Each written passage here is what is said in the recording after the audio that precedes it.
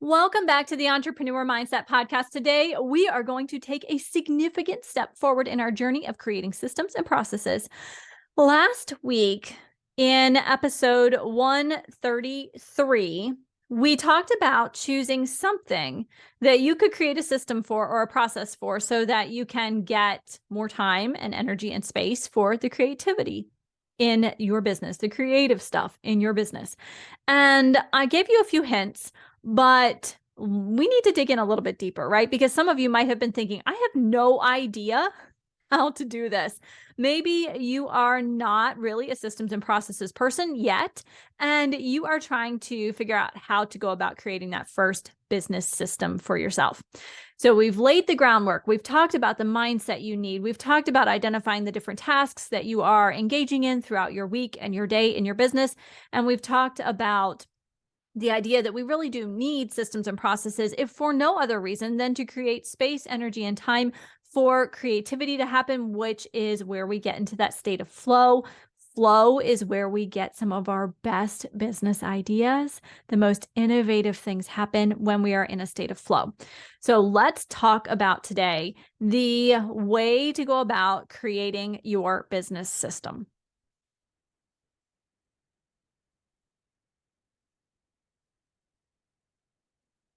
If you've been listening to the podcast for any length of time, you know that I'm not really one to beat around the bush. I tend to be pretty direct. And so let's just jump into our topic for today. I want you to get the most out of this conversation. So let's talk about how to create a business system. The first step that you're going to take is to identify the tasks that could be systematized. Now, these are usually the tasks that are repetitive and that they don't require a unique creative approach each time. In other words, they get done the exact same way every single time. I'll be honest, when I edit my podcasts, the intro music and content goes at the exact same spot. The music that plays at the very end goes at the exact same spot. I have a system in place for editing my podcasts. It is repetitive. It is not unique or creative each time. It is exactly the same. And so what I want you to do is go back to your list of tasks that you perform each week that you created back in episode 131. If you are just tuning into the series for the first time today and don't have a list of your tasks created, either head back to episode 131, where we talk about the different tasks, or create a list right now and kind of hit pause right here. Create your list of tasks that you do every single day or day in and day out throughout the week, or just on a weekly basis. I want you to create a task list. Maybe when you're looking at your list, you can see that you respond to customer inquiries. If you find yourself sending similar emails to customers over and over again, that's a task that can be systematized. For instance, if you are sending a login email to every single new client, well, you can create a template for that.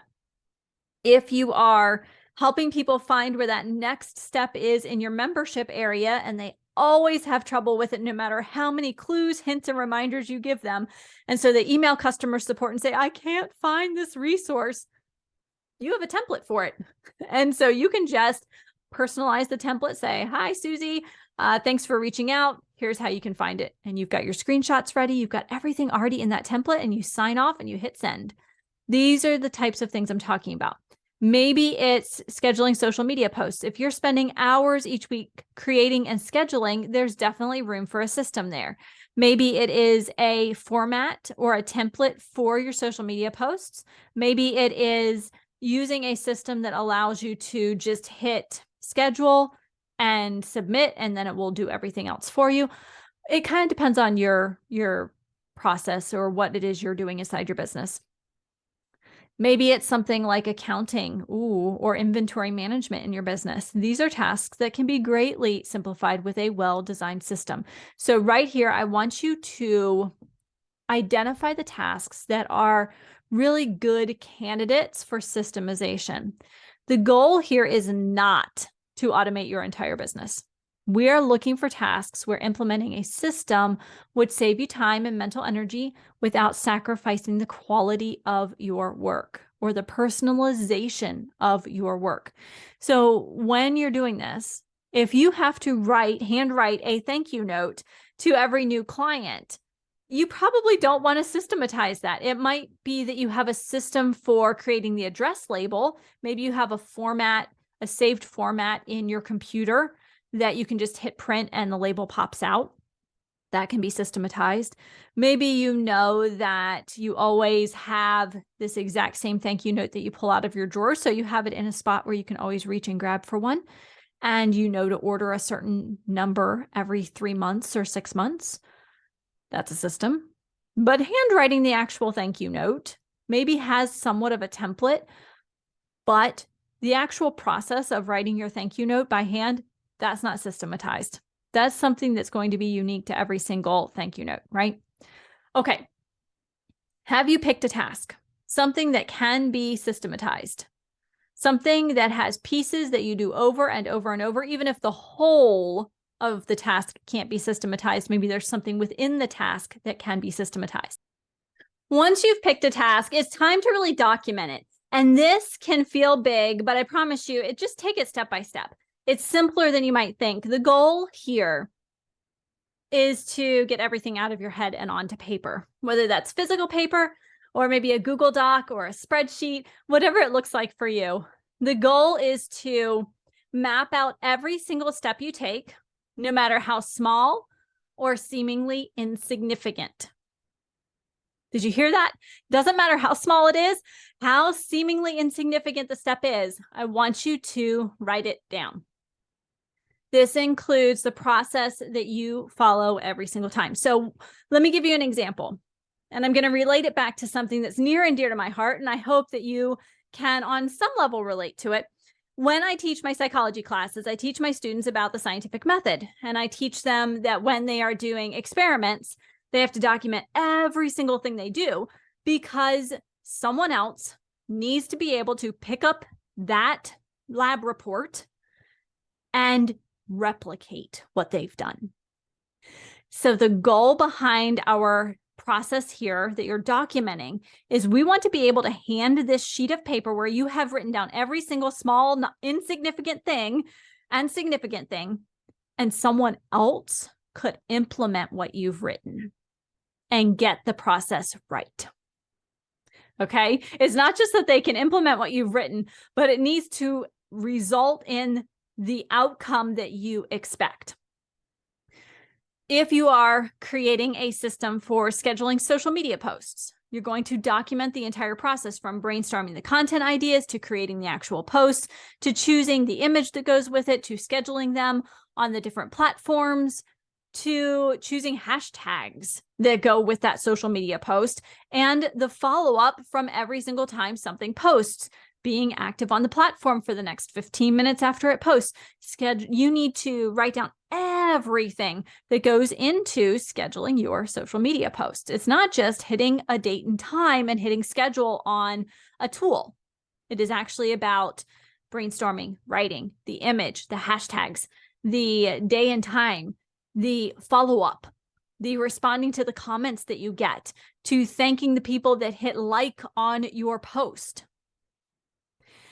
So what happens by the end of this process of writing every single step down is you have a comprehensive step-by-step guide to completing the task that realistically you could hand off to someone else and they could do it for you, which is beautiful if you are thinking at any point you want to hire a virtual assistant or a VA to help you with some of your tasks. After documenting the process, you want to get it to the point where you could hand it off, because right now your draft is probably not quite accurate. In all reality, it's probably not quite accurate.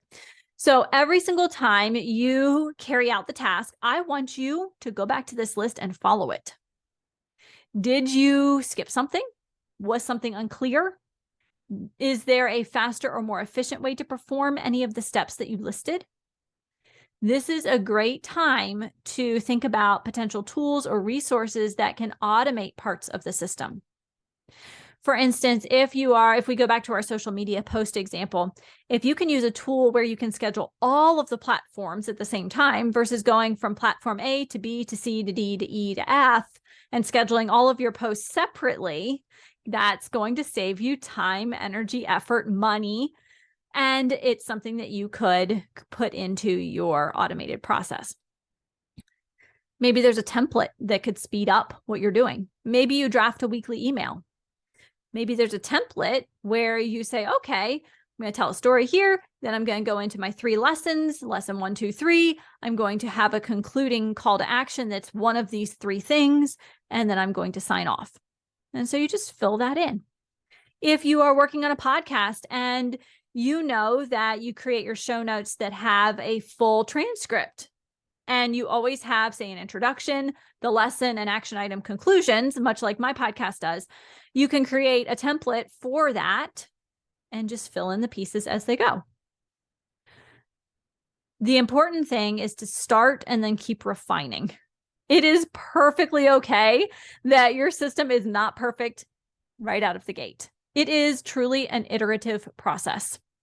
It is truly an iterative process. So give yourself some space and grace to have inaccuracies at the start, just to make sure that you're continually refining them, getting closer and closer to what needs to happen.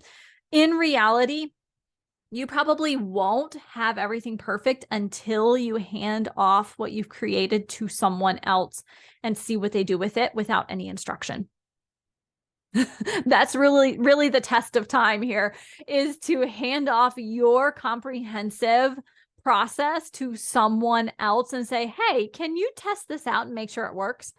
I'd like to see what outcome you get from these instructions, because ultimately that's what we want. We want it to be so clear that anyone could pick it up and take it over for you as you start to outsource things, as you get to a position where you want to maybe teach someone else to do these tasks in your business. All right. If you have not guessed it yet, your action item this week is to choose one repetitive task from your list that you've been working on. That list that we talked about in episode 131. Spend 15 to 20 minutes, 30 minutes if you need to, documenting the process and following this concept of really doing the task. And every single time you do something new, document it. Then over the next week, as you do that task again and again, because it's repetitive in your business, I want you to refine and test your system. I want you to have up on your computer your detailed list. And I want you to say, okay, the next thing I do is this one. All right.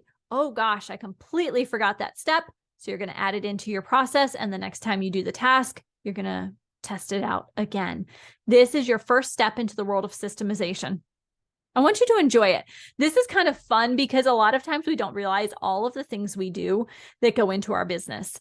And I want you to pat yourself on the back, because when you take this step towards systemization, you realize just how much you are accomplishing on a daily, a weekly, a monthly, and an annual basis. These tasks that you do that you say, oh, but that's not important. It doesn't take much time. It's not a big deal. It is a big deal when you look at everything that goes into making that task a reality. Okay. So that wraps up our episode on creating your first business system. We today spent some time really talking about the fact that you have to dig into each specific step you take along the way. You've got to document it, and then you have to refine and test it. Remember, when you're doing all of this, it's going to be an iterative process. It's not going to be perfect. Do you hear me? It's not going to be perfect. But when you're consistent and you make that consistent effort, you're going to start seeing things get closer and closer to truly exactly what you do. And this week, as you work on your business, I want you to find one task that you can begin to systematize, that you can start documenting the process, and let me know how it goes. And if you found today's episode helpful, if you like this series on systems and processes, remember to subscribe, leave a review, let me know what's going on, how you're using this information inside your business so that I can better tailor our upcoming episodes to meet your needs. And I'll see you back here next week for another episode of the Entrepreneur Mindset Podcast, where a focus on mentoring, community, and implementation removes the overwhelm of building your successful and profitable business and adds in a dose of momentum. Until next time, have a healthy, safe, and happy week.